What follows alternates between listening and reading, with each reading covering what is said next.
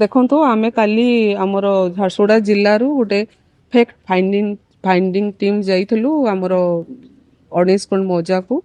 ଆଉ ସେଠି ଚାଷୀମାନଙ୍କର ଦେଖିଲୁ ସେମାନଙ୍କର ଯୋଉ ଦୁର୍ଦ୍ଦଶା ଭୋଗୁଛନ୍ତି, ସେମାନେ ଧାନ ବିକ୍ରି କରି ନ ପାରି ତାଙ୍କର ଘରେ ବି ସେମାନେ ଗଚ୍ଛିତ ରଖିଛନ୍ତି ସବୁ ଧାନ ବସ୍ତା। ତାଙ୍କର ସେଠି ବି ବାହାରେ ବି ସବୁ ପଡ଼ି ରହିଛି ବର୍ଷାରେ ଭିଜି ସେଟା ଗଜା ହେଇଗଲାଣି। ସେମାନେ ନାହିଁ ନଥିବା ଦୁର୍ଦ୍ଦଶା ଭୋଗୁଛନ୍ତି।